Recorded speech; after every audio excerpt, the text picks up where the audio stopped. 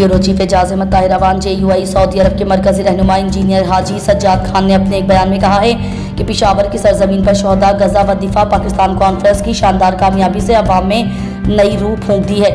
इस कॉन्फ्रेंस के तारीख साज व शानदार कामयाबी पर JUI की पूरी सूबाई जमात मुबारकबाद व खराज तहसीन की लायक हैं, जबकि इस कामयाबी का सहरा खुसूसन सूबाई अमीर सेनेटर मौलाना अताउर रहमान और जनरल सेक्रेटरी मौलाना अताउल हक दरवेश के सर हैं। उन्होंने जमाती कारकुनान और आवाम का भी शुक्रिया अदा किया कि जिन्होंने कायदीन जमयत की आवाज़ पर लब्बैक कहते हुए इस अहम कॉन्फ्रेंस में भरपूर अफकीदल मिसाल शिरकत की, जो इस बात की वाज़ेह दलील व सबूत है कि पाकिस्तान की 80% आबादी अवाम JUI पर एतमाद करके उन्हें जमात को पसंद करती हैं। नेज़ कायद जमयत मौलाना फजलुर रहमान पर भी भरपूर एतमाद पूरी पाकिस्तानी कौम की आवाज़ है।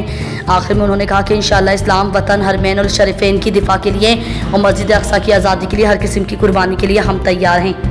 पाकिस्तान तहरीक इंसाफ के सीनियर रहनुमा पंजाब के नायब सदर और मरकजी तर्जुमान इंजीनियर इफ्तिखार अहमद चौधरी ने एक बयान में कहा है कि कुछ यूट्यूबर्स बैरून मुल्क बैठकर पाकिस्तान तहरीक इंसाफ और अफवाज पाकिस्तान के दरमियान नफरत का बीज बोने की कोशिश कर रहे हैं। उन्होंने कहा कि इन यूट्यूबर्स का तहरीक इंसाफ से कोई ताल्लुक नहीं, न जमात उनके बयानिए की हिमायत करती है। इमरान खान के नज़रियाती कारकुन मुल्क आइन और इदारों के साथ खड़े हैं। इंजीनियर इफ्तिखार चौधरी ने वाज़ेह किया, मैं कई बरस कबल खबरदार कर चुका हूँ कि आदिल राजा और मेहदी जैसे लोग मुश्किल दुश्मन एजेंडे पर काम कर रहे हैं। ये बज़ाहिर इमरान खान के हमदर्द बनकर दरअसल अफवाज पाकिस्तान के खिलाफ जहर उगलते हैं। आज ये गूगल से पैसे कमा रहे हैं, कल उनके पास साइकिल भी नहीं थी। ये पाकिस्तान के खैर ख्वाह नहीं, दुश्मन के बयानिए के फैलाव का जरिया हैं। मैंने 3 साल पहले ही लिखा था कि ये फ़ौज हमारी है, हम फ़ौज के हैं और फ़ौज किसी कांग्रेसी मुल्ला की जागीर नहीं। सोशल मीडिया के हमारे नौजवानों ने पाकिस्तान का दिफा किया और आज भी तहरीक इंसाफ फ़ौज के साथ खड़ी है। याद रखें, जो फ़ौज के खिलाफ बोलेगा वो इमरान खान का साथी नहीं हो सकता।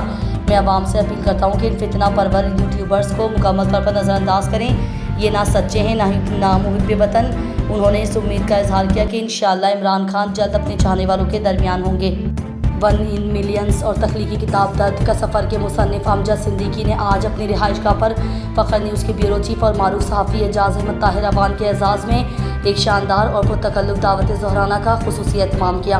और ज़ोहराना से कबल अमजद सिद्दीकी ने उनकी अहलिया के इंतकाल पर मलाल पर इजहार ताज़ियत करते हुए मरहुमा सबा परवीन की रूह के साले सवाब के लिए फातिह ख्वानी की और मरहुमा के लिए बुलंद दर्जात और जन्नतुल फिरदौस के लिए भी खुसूसी दुआ की।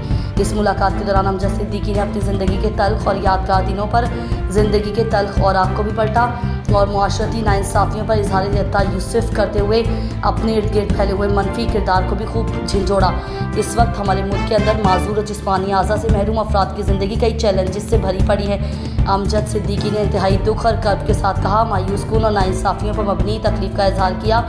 अमजद सिद्दीकी ने अपने साथ नाइंसाफ़ी का जिक्र करते हुए कहा कि मुझे सदारती अवार्ड के एजाज़ की लिस्ट से वज़ीर आज़म शहबाज शरीफ ने दूध में मक्खी की तरह बाहर निकाल फेंका और मेरे साथ ये नाइंसाफ़ी इसलिए की गई कि मैं माजूर जिस्मानी आज़ा की फहरिस्त में आता हूँ और यही मेरा जुर्म बनकर एक सवालिया निशान भी बनकर रह गया है। अपने जायज़ एहतजाज के लिए तमाम दरवाजे मुझ पर बंद कर दिए गए। आखिर जिस्मानी माजूरी से मुतासर अफराद को इस मुआशरे में एक बोझ नफरत भरी नज़रों से क्यों देखा जाता है, जो मुआशरती पहलुओं को हक व नाइंसाफ़ के तमाम तकाज़ुरों पर ज़ोरदार तमाचा से कम नहीं है। इस मुलाकात के दौरान अमजद सिद्दीकी ने मुहफ्ता रोज़ा मारगला इंटरनेशनल मक्का माह मई का ताज़ा शुमार भी एजाज अहमद ताहिर अवान को पेश किया।